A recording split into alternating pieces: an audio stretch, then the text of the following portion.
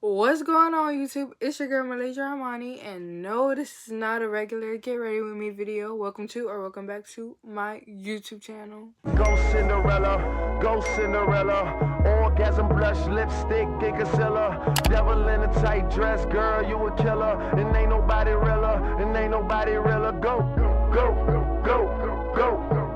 Alright, as you read in the title, today's video will be me reacting to a scary animation video. Low-key, I'm kinda scared, I don't know.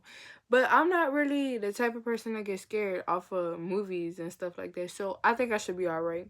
Anyways, let's get into it. First, has anybody else's TikTok been down? Because like I've been trying to set up a TikTok account for my YouTube and my content or whatever, and I don't know, like TikTok been down lately for the past few days. I looked it up and apparently it's an ownership crash or whatever, but yeah, it should be back up in like a few days or whatever. All right, so I turned my lights red to give it that little flavor. Anyways, let's get into this video. Lockdown. This is an emergency alert. Please follow lockdown procedures. Go into the nearest room or building. Lock the door and turn off all lights. Wait for the all clear from school officials or local authorities. Lockdown. Even though this happened years ago, I am still recovering from it. At the time, I was an art teacher. Like any teacher in any school these days, I had a great number of students, but luckily, most of them were good kids. That year, however, I had one student I will never forget. For confidentiality purposes, I will refer to him as Douglas. He wasn't a bad kid all the time, though his behavior— Hold on. Why does student kind of look like one of the little nerd kids at my school? I'm friends with him. He really chill, but I don't know. Behavior was complicated by his disorder. Douglas was diagnosed with autism, but with that being said, I want to stress something important. As a teacher of over 15 years, I've seen hundreds of kids struggle and grow up with various mental disorders, autism included. I know these things don't make people evil, which is why I truly believe Douglas had something much worse going on with him.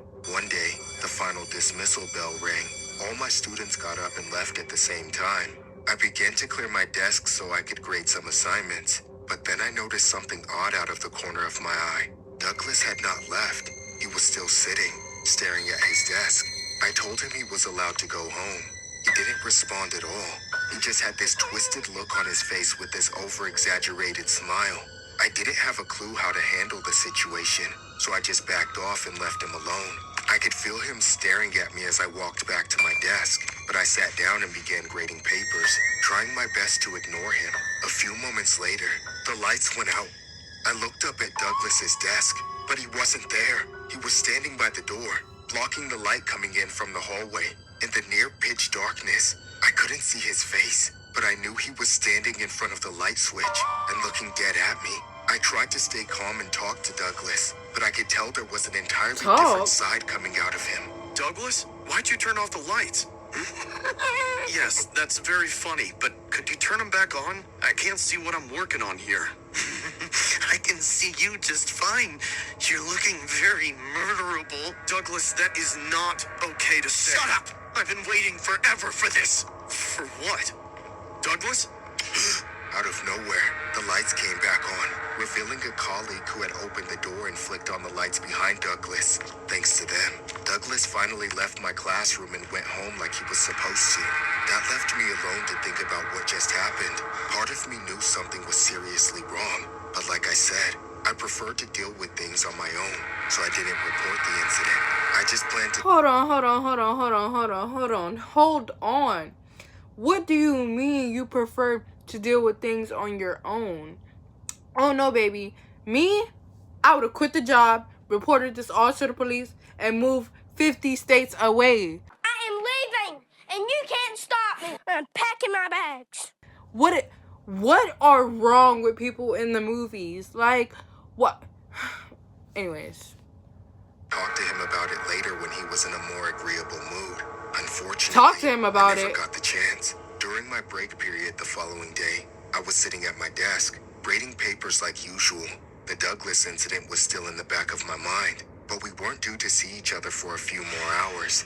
At that moment, there were a few other students in my class, just a handful of my more attentive pupils who liked to spend their lunch alone in a quiet Why did room he like go mine. back to work? Those students were allowed to come and go to the bathroom as they pleased, so when I heard the door open, I didn't even bother to glance. Seconds later, I felt an immense pain in my chest. It was like I'd been socked by a bodybuilder. But then I looked to my right and saw Douglas standing right there. He was holding a knife and laughing. Then I looked and felt where he had hit me and realized he had stabbed me. As I sat there stunned and Douglas kept laughing, the other students began screaming and running for their lives. The moment we were alone, my brain finally kicked into survival mode. I jumped out of my chair and ran to the door. Douglas chased after me, but I managed to close the door in his face just in time, without missing a beat. He started trying to stab his way through the door, in fear of myself or anyone else getting hit again. I ran from the door as soon as my coworker came to help. I told them to forget about it and run. Some of them led me to a safe location to hide, but nobody could stop Douglas. He roamed the halls freely, then disappeared. In the minutes after, the school went into total lockdown. It was too dangerous to leave or enter the school until Douglas was found. Those were the longest minutes of my life, wondering if things would work in my favor, or if I was going to bleed out before it was too late. Douglas was arrested, and I was taken to the hospital to get treatment. Douglas was sentenced to 2 years in custody. His lawyer's main defense was that Douglas's autism was to blame, but I don't believe that's all there is to it. Nobody decides they want to be a killer just because they're autistic. Ever since then, I've been recovering physically and mentally. After what happened, I don't think I can ever go back to teaching. A high school student pleaded guilty to the attempted murder of an art teacher in Quebec and was sentenced to 2 years in custody at a youth center and 1 year of surveillance. The teen stabbed the teacher at John F. Kennedy High School in Montreal's St. Michael neighborhood last December. The teacher who was stabbed was 42-year-old This is based on a true The school story? went into lockdown after the stabbing and the student was arrested about an hour later. The stabbing took place on December 9th of 2021 at around 10 a.m., which was witnessed by students who reported seeing a teenager walk into the class, stab 𝐬𝐚𝐜 twice and then run away. 𝐬𝐚𝐜 suffered an injury to his chest and shoulder, and his wounds were initially believed by paramedics to be life-threatening. He was taken to hospital and had to undergo surgery. A spokesperson for the ambulance said 𝐬𝐚𝐜 was lucky to be alive. The lawyer representing the teen said there had been a lack of support services at the school for several years, and there were problems related to autism spectrum disorder that brought him to having a deformed vision of reality of what was going on. 𝐬𝐚𝐜 said afterward that he is considering leaving the profession after 16 years of teaching. Considering? Oh no, baby, you need to leave it for good. There's a second story. Okay, guys, we're gonna get into the second story. But first, I'm gonna give you guys my opinion on that. Firstly, this teacher is considering going back, but also considering not going back. First of all, you almost died. You almost lost your life. How could you go back to a job where you're risking your life? Are you dumb? I think she's dumb. I think she's dumb. Are you, like, medically speaking? That doesn't make sense. Also, the disorder thing, I don't think that has anything to do with it. I think there was something mentally going on in his head, and yeah, and that's creepy. And it's based on a true story? Oh no, I did not think these were based on a true story. Anyways, let's get back into it. Lockdown procedures. Go into the nearest room or building. About 7 years ago, I was in my sophomore year in high school. Everyone knew about these two kids named Bobby and Jay. Bobby was the jock type, popular and charismatic. Bobby or Jay, why do you not have any meat on your bones? Like, you're just skeleton, like skull, like I don't like, and you're just pale. Like, what the heck? Like, did you guys see how pale, I don't know, I think it was Bobby? Like, okay. But he was a real dick, and he always had his friends around to gas him up. Jay was the polar opposite. His face looked like a bicycle seat or a tricycle. What? How is your face structure so sharp? I know people that look like that, but it's not that over exaggerated. I don't know what's going on with these animations. Anyways, let me stop pausing it so we can watch it. He was a loner and rough around the edges in more ways than one. Rumor has it that the pair had beef with one another. At the start of the school year, this all happened. Bobby popularized picking on Jay. He would make fun of Jay in front of crowds of people, posted heinous things about him online, and somehow made it cool to be an unrelenting asshole to this one kid in particular. Now, that's not to say Jay was totally submissive and innocent. Rather, his attempts at defending himself were usually counterproductive. His willingness to fight, coupled with his lack of skills or athleticism, made their confrontations a source of school-wide entertainment. The way it went was that Bobby would stop Jay in the halls and start insulting him. Jay could never clap back or just walk away, so he'd square up to fight. After he got baited, Bobby and his friends would jump him. I'll admit, I watched a few of these fights myself and wanted to help Jay, not to fight with him, just pull him out. I felt bad always seeing him outnumbered and rooted against, but then again, I didn't want to be the next victim, so I would just watch like everyone else. Unfortunately, that wasn't the end of it. It was after school on a Friday. I remember stopping by the grocery store near school for a snack and a drink. As I was looking around, I saw Bobby and his friends picking on Jay again. They had him cornered in the entrance to the bathrooms at the back of the store. Nobody else was around to watch or help, just me. So I finally spoke up. Why are the aisles so empty? Why is there no stuff on the shelf? Leave me alone. I don't want to do this. Come on, pussy. Let's run the fade. No. Hey, don't you guys ever get bored of kicking this kid's ass? Stay out, loser. Unless you're here to make it more interesting.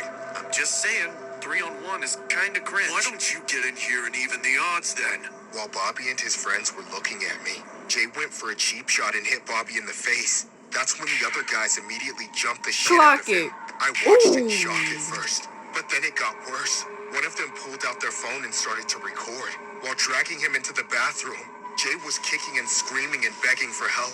But in the end, he got... Why is the fake off-brand Justin Bieber not helping? Like, you're just there. The video of what they did to Jay in there was already doing numbers on Bobby's story. They beat him to a bloody pulp and plastered it all over the internet. Now, when he died and he come back to haunt y'all, to see what Jay's reaction would be. I thought he might not even show up, but he did. The crowd gathered around him as soon as he stepped foot onto campus. But when Bobby appeared, Jay did not show any of his usual emotion. Everyone was waiting for the fight to break out. Yet the moment Bobby threatened him, Jay reached into his bag and he gonna pull out a gun. Screams erupted from every direction so loud it was almost deafening. Just as the crowd shifted to run the hell away, Jay fired the gun. The shot was my signal to not look back. That's what you get. That's what you get. This is why you do not bully people. I looked for the first place I could hide. That's when I ducked inside a janitor's closet. Just as you need to die too, cause why was you not helping? You need to be arrested. You gonna be guilty by association.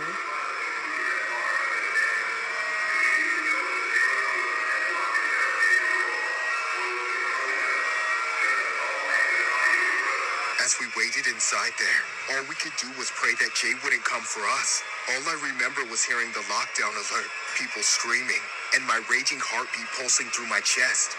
After a horrific few minutes, everything slowly died out, dwindling to a tense, heavy silence. I then cracked the door open to watch the hallway through the slit. And that's when I saw Jay for the last time. He was running. And you need to get shot in your eye, your big googly eyes. I never thought I was like, going people to are so stupid. Why are you looking for the killer when the killer is looking for you? Why would lockdown was finally lifted? Jay was nowhere to be found. I would push you out the door, honestly. The same could not be said for Bobby. His body was discovered right where it had all started that morning. He died before anyone could get to him. When Jay was later arrested, he said that he brought the gun to school for protection. Bobby would try to fight him again. That's a little psycho. Honestly, why are you smiling like that? That's that? True or not? Sure. Jay was scared and traumatized, but part of me thinks that even if Bobby went up to apologize that morning, he still would have gotten taken out on sight. Sometimes, I think the second shot might have been meant for me. It needed A to few be. led one student to bring a stolen firearm to a North Carolina high school, and a sophomore classmate ended up dead. Bobby McKeithen, a student at Butler High School, was fatally taken out by 𝐬𝐜𝐚𝐜𝐿, a freshman, after a fight in a hallway shortly after 7 a.m. on why are Monday. they two 𝐬𝐜 different was colors charged with first-degree from the murder and held without from bail. the The suspect painted animation? a story of a scared teen who had been in a fight days prior and brought the firearm to school for protection. The altercation was building up days before the shooting, and that several people knew it might come to a head on Monday. School officials said it was a case of bullying that spiraled out of control. But Bobby's father told reporters that his son was never a bully, and that his friends and teachers will confirm that. See, it's Allegedly, the parents, 𝐬𝐜 y'all. was involved in It's the parents. The parents are not involved in the kids' lives, and they don't know what their kids are doing or what their kids are up to. Your kid could be getting bullied, or your kid could be the bully, and your parents will never know, because these parents these days, they're not involved. They aren't involved. They don't care what their kid is doing, or what their child is doing, or what's getting done to their child. And this is why we have so many school shootings, so many suicidals, all of that. Because your parents aren't paying attention. Fight at a grocery store Friday. He said one of the other boys had a knife. The boys exchanged text messages over the weekend on who won the fight, and there was talk about a new fight. 𝐬𝐜 then said he didn't want to fight again or get into a fight at school. After the shooting, 𝐬𝐜 told the police he went to the woods to get the firearm before school because he needed it for protection. 𝐬𝐜 alleged that at school, Bobby punched him in the face, so he did what he did, and then ran to his math classroom. The firearm was in a book bag which a teacher moved aside as the two waited for police.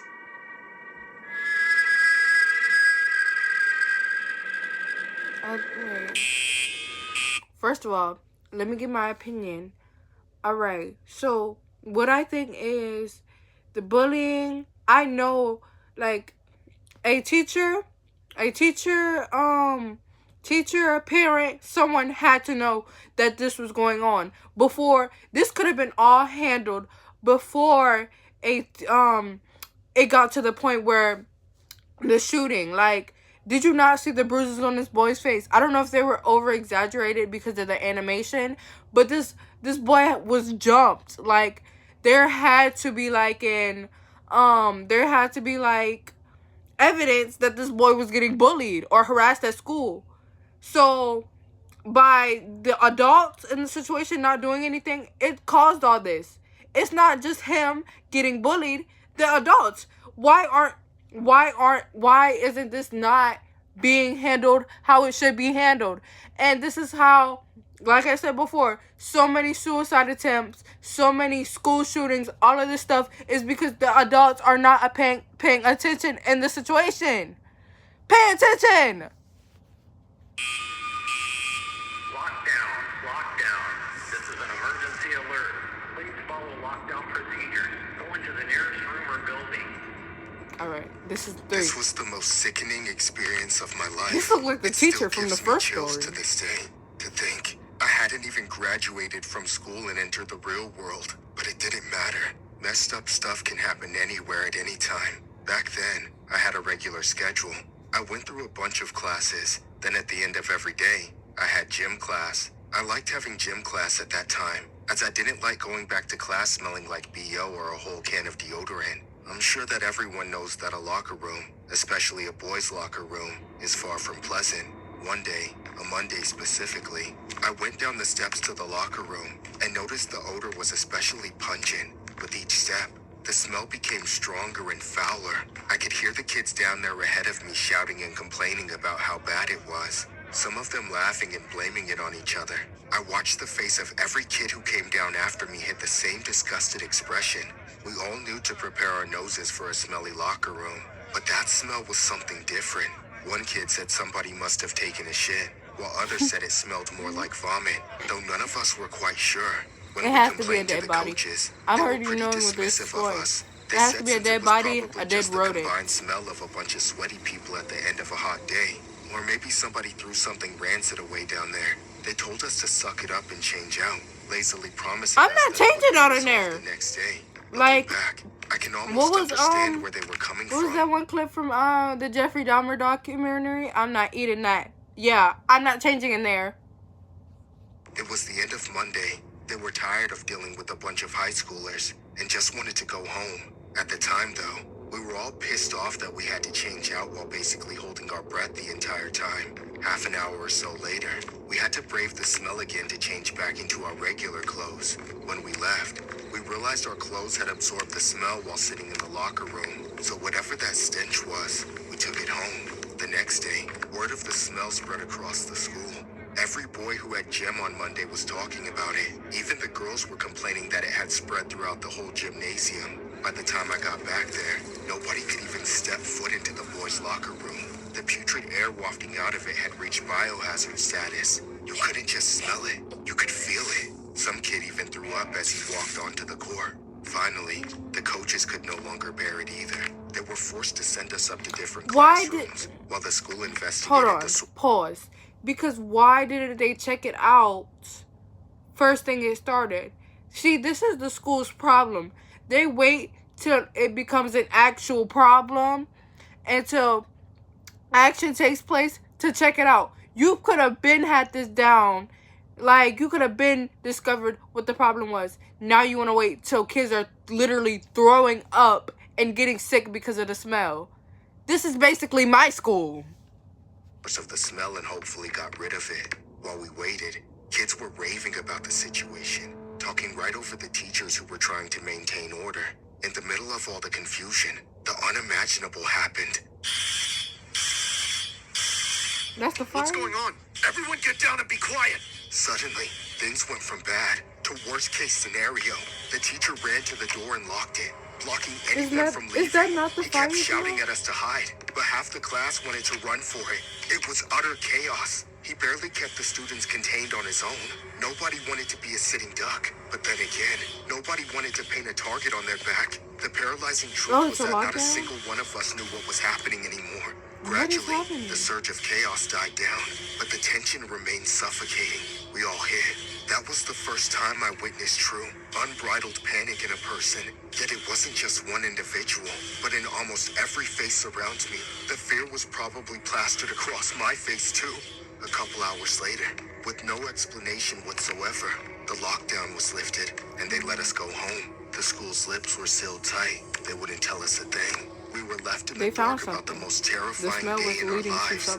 A day that ended in a night of rumors, news stories, and speculation across social media, at least locally. The next morning, there was an announcement at the start of school. But of course, we all more or less knew the truth by then. The stench in the boys' locker room that this all started with, and the lockdown that followed were directly linked. The whole time, there was a dead body rotting in the locker. I knew it! It was one of us, a student. They knew that he had likely been killed by other students as a result of some feud or grudge, then stuffed into his own locker. That happened on Friday afternoon. By Monday, hold on. Pause one more time. Y'all didn't know, the parents, the administration, did they not notice that the student was not at school, not showing up to his classes, not at home? No one filed a police report? Yeah, something's not adding up at all. Say, hold up, wait a minute, something ain't right. Full swing, and we had literally been forced to breathe it in. Among many other things, it seriously messes with me to think about how long it took for that kid's body to be discovered. Nearly 5 full days. As far as I'm aware, the parents also got charged with neglect, as they said they thought he was sleeping over at a friend's house, but they hadn't been in contact. As they should. What do you mean he was at a friend's house for 5 whole days? I don't know how many hours that is, with no contact, no text, no call, no voice message, no anything, and you're just thinking that he is at a friend's house? Is that not weird? Is that not weird? This is parents, this right here, this is parents that don't care. Don't care. Like, my mom would not even let me go to a friend's house without an hour of her calling me. And if I don't pick up that phone, oh yeah, it's trouble. Yeah, she's gonna call me like 10 times until I answer. Like, what? With them for an entire week. Even worse, if another day or two had passed, his remains would have begun to liquefy and ooze out of the locker for all to see. Ew, bro. This story was inspired by an eerie incident where a school in Pittsburgh's Morningside section was put on lockdown after a shooting victim was found deceased on school property. According to school officials, the man's body was found inside a blue car in the school's parking lot. Officials say a parent coming to pick up his daughter first noticed the vehicle, which was missing a window. The parent, who did not want to be identified, said he went inside to notify the principal. When they went back out to get a plate number to find out what was going on, they noticed 3 bullet casings on the ground and a black male slumped over the driver's side seat into the passenger side. The victim was 20-year-old Jordan Kearney from Pittsburgh.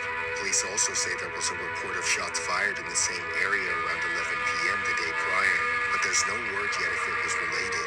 The school was put on lockdown after discovery as a precaution. It was lifted later on and students were able to leave the premises.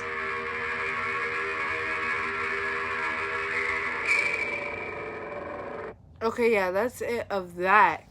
This whole thing was tremendous. It was disgusting. It was confusing. It felt like it could have been set up by the parents. Like, all 3 stories, they confused me because, first of all, what was the first story? What do you mean? Like, the teacher, you continued to go to your job where your life was being threatened, and then you were considering going back. The second story, the teachers could have noticed the bruises on the boy all over his face. You see in the video on social media, nobody reported anything. The parents, you're dumb, because why are you not, like, what? I don't know. And then the third story, your kid was gone for 5 days, a whole week, and a school nights, and you didn't think to call or text or ask your child to come home, report home, make sure that your child is okay. No, it has something to do with the adults, and I believe that. It definitely does. But, yeah, and that's it for today's video. Let me know in the comments if you want to see me do more videos like this. I love you guys so much. Hope you have a great day. Mwah. Bye.